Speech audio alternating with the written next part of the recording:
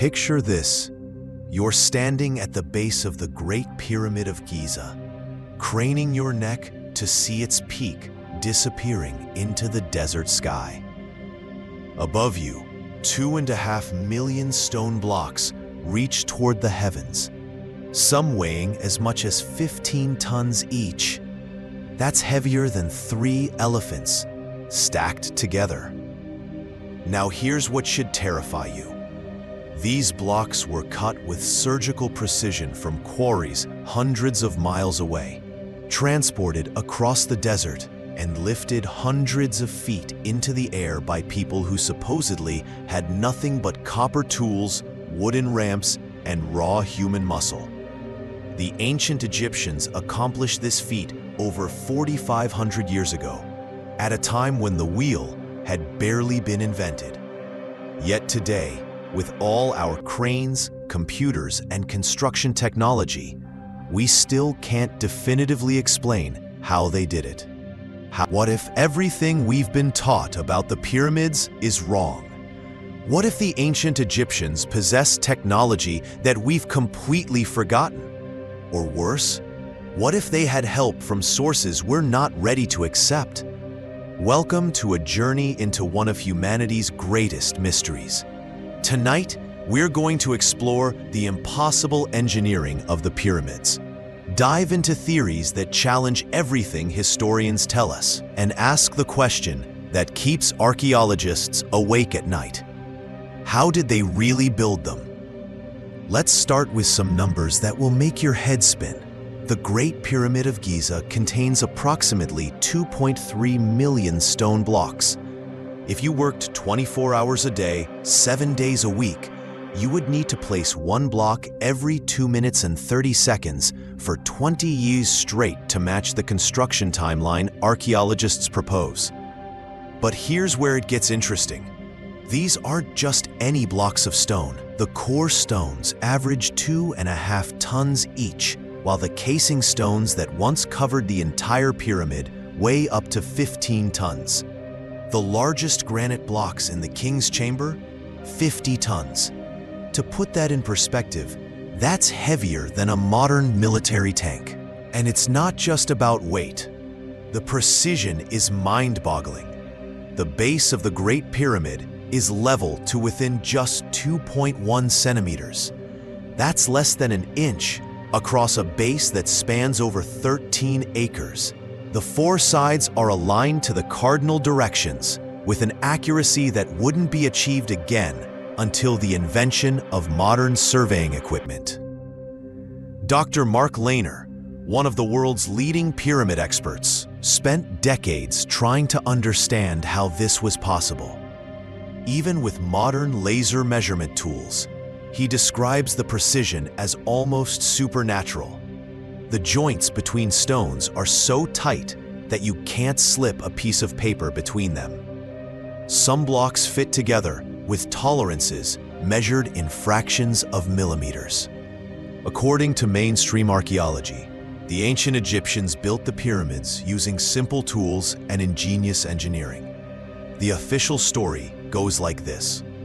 Workers quarried limestone blocks using copper tools and wooden wedges, transported them on sledges and boats, then hauled them up massive ramps using ropes and human labor.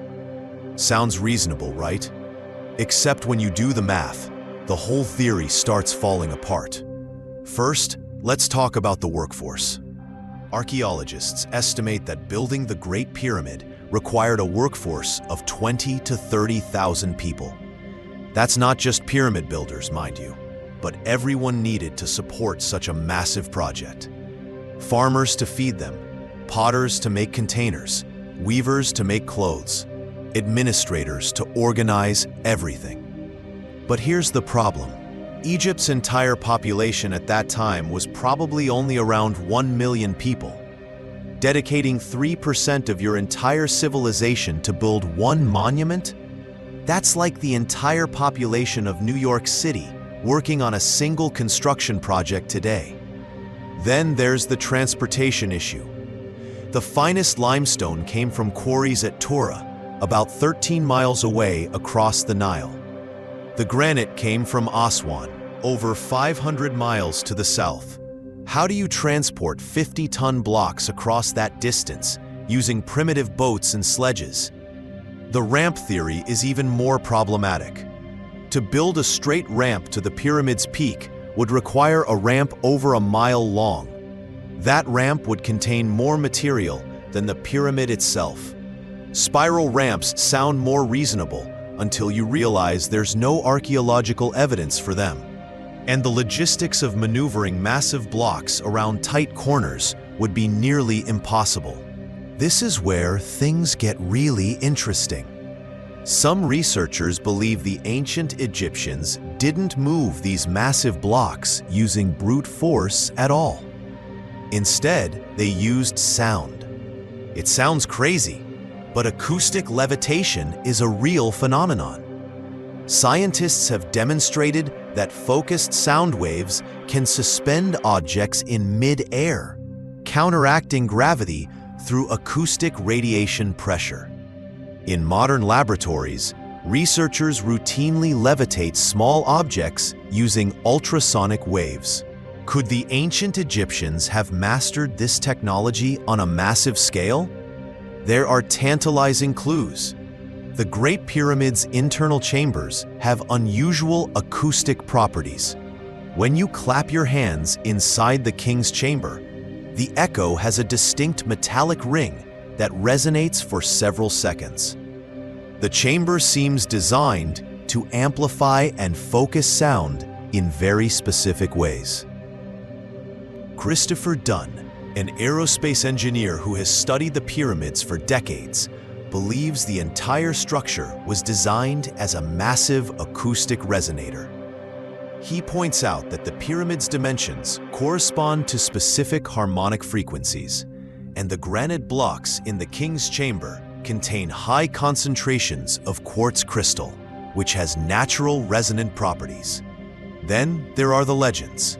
Ancient texts from cultures around the world describe gods and advanced beings who could move massive stones with sound. Tibetan monks have been observed using horn instruments to move heavy blocks up mountainsides, a practice they claim has been passed down for thousands of years. In the 1930s, Swedish aircraft designer Henry Kelson claimed to have witnessed Tibetan monks levitating large stones using synchronized chanting and specific frequencies produced by drums and horns. While his account was dismissed by mainstream science, it sparked decades of research into the acoustic properties of ancient monuments. Here's something that will really make you question everything. The Great Pyramid sits on one of the most magnetically active spots on Earth. The pyramid is positioned at the exact center of the landmass of our planet, and its location corresponds to a significant geomagnetic anomaly. Recent geological surveys have revealed that the Giza Plateau contains unusual magnetic properties. The bedrock contains high concentrations of magnetite, a naturally occurring magnetic mineral. Some researchers believe this magnetic field could have been harnessed to assist in the construction process. Edward Leeds Scalman, the mysterious creator of Coral Castle in Florida, claimed to understand the secrets of magnetic levitation used by the ancient Egyptians.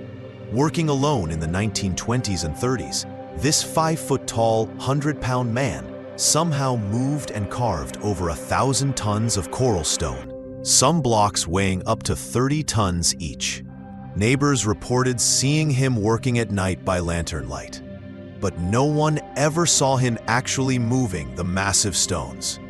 When asked how he did it, Leeds Scalman cryptically replied that he had discovered the secrets of the pyramids and understood how to work with magnetic forces and cosmic energy. After his death, investigators found his workshop filled with unusual electromagnetic equipment, homemade electrical devices, and a mysterious device he called his perpetual motion holder, which seemed to demonstrate magnetic principles that conventional science couldn't explain. Let's talk about something that mainstream archaeology desperately wants to ignore: the precision of pyramid construction that shouldn't be possible with ancient tools. The surface of the pyramid blocks shows tool marks that are completely inconsistent with copper chisels and stone hammers. Instead, they show signs of being cut with extremely sharp, consistent tools that could slice through granite like butter.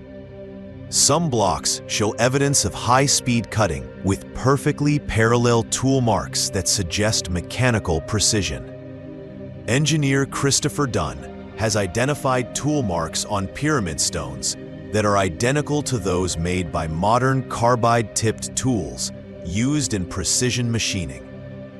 These marks show feed rates and cutting speeds that would require machinery operating at thousands of RPMs.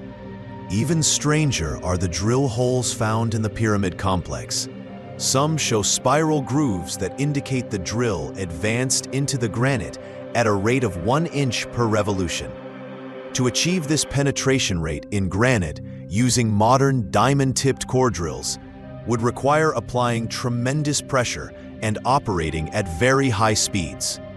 The ancient Egyptians supposedly accomplished this with copper tools and sand abrasive. Then, there's the issue of the casing stones. Originally, the entire Great Pyramid was covered with polished white limestone casing stones that made it shine like a beacon in the desert sun. These stones were cut to fit the pyramid's sloping faces with tolerances measured in fractions of degrees. When Arab conquerors removed most of these stones in the 14th century to build Cairo, they reported that the stones were so perfectly fitted that it was almost impossible to find the joints. The remaining casing stones at the base still show this impossible precision today. Of course, mainstream archaeology dismisses all these alternative theories. They insist that the ancient Egyptians were simply much more skilled and organized than we give them credit for. They point to evidence of ramps, tool marks on unfinished monuments, and hieroglyphic texts describing construction techniques. Dr. Zahi Hawass, former Egyptian Minister of Antiquities, has been particularly vocal in defending the traditional explanation. He argues that suggesting the ancient Egyptians needed help from advanced technology or outside forces is both scientifically unfounded and culturally insulting. But here's what's interesting about the mainstream pushback. It's gotten more defensive over time, not more confident. As our own technology advances and we better understand the true magnitude of what the pyramid builders accomplished, the orthodox explanations seem less and less adequate. Modern attempts to replicate pyramid construction techniques using ancient methods have been largely unsuccessful. In the 1970s, Japanese researchers tried to build a small pyramid using traditional techniques. They failed. In the 1990s, Mark Lehner and Roger Hopkins attempted to quarry, transport, and stack pyramid stones using ancient methods. They managed to move some blocks short distances, but admitted that scaling up their techniques to pyramid proportions would be virtually impossible. Here's something that should make you pause. The pyramid isn't unique. Similar massive stone constructions appear around the world, built by cultures that supposedly had no contact with each other. In Peru, the walls of Sacsayhuaman contain limestone blocks weighing up to 200 tons, fitted together with the same impossible precision as the pyramids. The builders somehow transported these massive stones across mountainous terrain and lifted them to heights that would challenge modern construction equipment. In Lebanon, the Temple of Jupiter at Baalbek contains the largest worked stone blocks in the world. The largest weighs an estimated 800 tons. That's heavier than 600 cars. These blocks were somehow quarried, transported, and lifted into position as part of the temple's foundation. In Easter Island, the mysterious Moai statues were carved from volcanic rock and somehow transported across the island to their current positions. Recent research has revealed that many of these statues have massive bodies buried underground, making them far larger than previously thought. What connects all these sites? They all represent construction techniques that seem beyond the capabilities of their supposed builders, and they all show the same characteristics: massive stones, impossible precision, and evidence of advanced planning and engineering. This is where the story gets really controversial. Some researchers claim that evidence supporting alternative pyramid theories has been actively suppressed by mainstream archaeology and government authorities. In the 1990s, Robert Bauval and Graham Hancock proposed the Orion correlation theory, suggesting that the Giza pyramids were positioned to mirror the constellation Orion as it appeared in the sky around 10,500 BCE. This would make the pyramids far older than officially accepted, dating them to a time when advanced civilization supposedly didn't exist. When Bauval and Hancock requested permission to conduct ground-penetrating radar surveys to test their theory, Egyptian authorities repeatedly denied their requests. Similar denials have been given to other researchers proposing alternative dating methods or looking for hidden chambers within the pyramids. The Edgar Cayce Foundation has long claimed that records of an advanced pre-Egyptian civilization are hidden in a chamber beneath the Great Sphinx. Ground-penetrating radar has indeed detected anomalous chambers beneath the Sphinx, but Egyptian authorities have consistently refused to allow excavation. In 2017, scientists using cosmic ray imaging discovered a previously unknown chamber inside the Great Pyramid. Despite this being one of the most significant archaeological discoveries in decades, access to the chamber has been severely restricted, and little information has been released about what, if anything, was found inside. All of this evidence points toward a possibility that mainstream archaeology refuses to consider: that the pyramids were built by a lost civilization far more advanced than we've been told. This civilization would have possessed engineering knowledge that we're only now beginning to rediscover. They would have understood principles of acoustics, magnetism, and precision construction that allowed them to manipulate massive stones with ease. The evidence is everywhere once you know where to look. Ancient texts from around the world describe a golden age when gods or advanced beings taught humanity the arts of civilization. These same texts describe a great catastrophe that destroyed this advanced civilization, leaving only scattered survivors to rebuild from the ruins. Could the pyramids be remnants of this lost civilization? Could they represent technology so advanced that we still can't fully understand it? The geological evidence suggests something catastrophic happened to human civilization around 12,000 years ago. The Younger Dryas period, a sudden return to Ice Age conditions, coincides with the extinction of megafauna around the world and evidence of widespread destruction. Recent research by geologists like Randall Carlson and Robert Schoch suggests that this catastrophe may have been caused by cosmic impacts that triggered global climate change, massive floods, and the collapse of advanced civilizations that existed before recorded history. If the pyramid builders possessed advanced technology, what happened to it? Why was this knowledge lost? And more importantly, are we now on the verge of rediscovering it? Some researchers believe we're already finding clues. Modern experiments with acoustic levitation, magnetic field manipulation, and precision stone cutting are yielding results that seem to echo ancient techniques. Could we be unconsciously recreating technologies that once existed? The implications are staggering. If the ancient Egyptians possessed technology beyond our current understanding, it suggests that human civilization is far older and more advanced than we've been told. It means that our entire understanding of human history might be fundamentally wrong. It also raises uncomfortable questions about what else we might have lost. If advanced civilizations existed in the distant past, what other technologies did they possess? What other knowledge has been lost to time? Today, despite all our advanced technology and scientific methods, the pyramids continue to reveal new mysteries.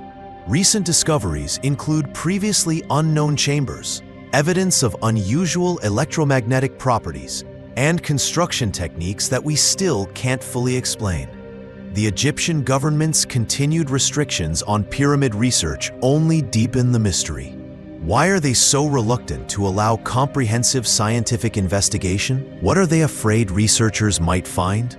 Independent researchers continue to push forward despite official resistance. New technologies like cosmic ray imaging, ground-penetrating radar, and precision laser scanning are revealing details about pyramid construction that were impossible to detect just decades ago. Each new discovery seems to make the orthodox explanation less likely and the alternative theories more plausible. The precision is too great, the scale too massive, and the techniques too advanced for the explanations we've been given. So here we are, 4,500 years after the Great Pyramid was built, and we still don't really know how they did it. Despite all our modern technology, despite decades of research, despite thousands of pages of academic papers, the fundamental question remains unanswered. Were the ancient Egyptians simply far more advanced than we give them credit for? Did they possess lost technologies that we're only now beginning to understand? Or were they assisted by sources that mainstream archaeology refuses to consider? The truth is, we may never know for certain. But one thing is clear. The pyramids represent an achievement so extraordinary, so far beyond what we believe ancient civilizations were capable of, that they force us to question everything we think we know about human history. Maybe that's the real purpose of the pyramids. Not to serve as tombs for dead pharaohs, but to serve as eternal question marks, challenging each generation to look deeper, think differently, and never stop questioning the official story. The next time someone tells you that ancient civilizations were primitive, that they couldn't possibly have possessed advanced technology, remember the pyramids. Remember the impossible precision, the massive scale, the unexplained construction techniques. Remember that sometimes the greatest mysteries aren't meant to be solved, but to inspire us to keep searching for the truth. What do you think? Are the pyramids evidence of lost technology, or are we simply underestimating the ingenuity of our ancestors? The mystery continues and the questions keep multiplying. Perhaps that's exactly how it should be.